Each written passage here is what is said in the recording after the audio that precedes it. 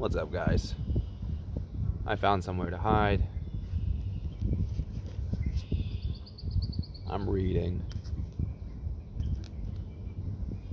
but also taking a break to talk a little bit about one of the books we just read off the TBR.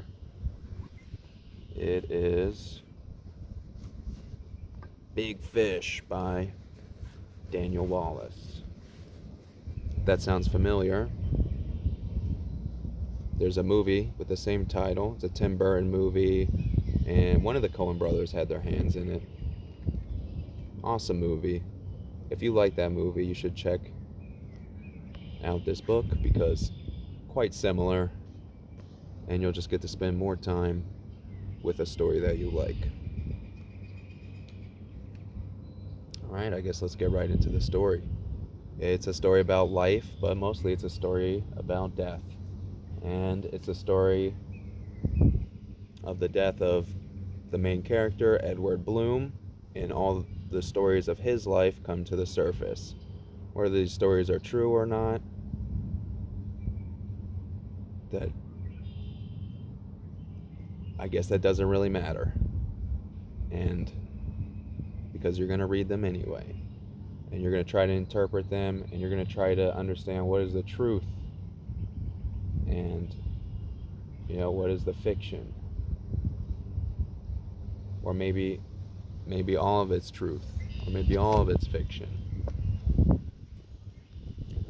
But that's the stuff that his son has to deal with, because his father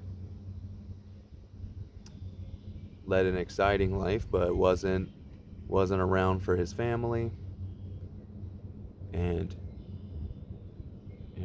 everyone looks up to him as a good man, but his son is dealing with the shortcomings of his father, I guess you could say. And one of those shortcomings is he views the events in his life as larger than life. I don't really know if that's a shortcoming, but sometimes we could do that to hide our faults. Bit of a spoiler alert. Go ahead, fast forward 15 seconds. 3, 2, 1. Edward Bloom cheats on his wife, and everything to justify it could be seen as a big fish tale. That's kind of the dark part of the book. I don't think I ever realized that watching the movie. But definitely it comes up in the book. It's hard to miss. And yeah, sometimes we do get distracted by a big fish and we run off, and we go down certain pathways chasing down this big fish. But all the scenes in the book they're larger than life. It's like reading a myth, but it's also at the same time it's very like colloquial. It's like of the people, and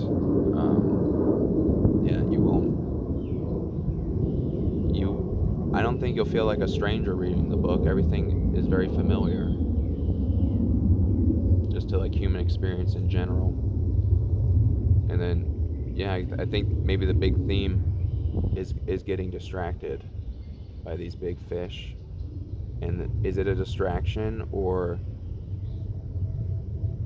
is that part of life, like chasing after these like dreams or fantasies, or sparkly things we see in the distance? And speaking of big fish and chasing after things, brought a little souvenir. This is a nagas, and it's a mythological being from Thailand.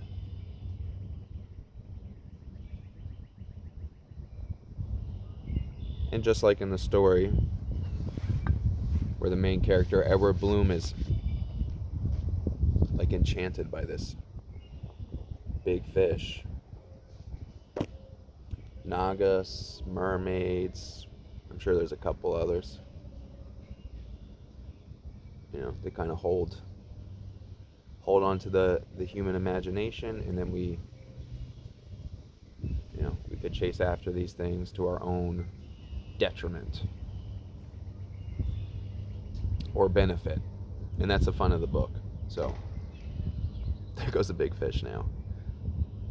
We're here in New Jersey, lots of fish in the water. We're like 30 minutes from New York City, so of course there's a ton of litter everywhere and it's loud as hell, but just don't drink the water, you'll be fine.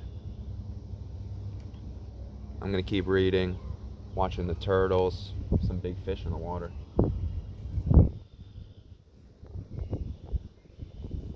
Alright guys, until next time, I don't read. Peace.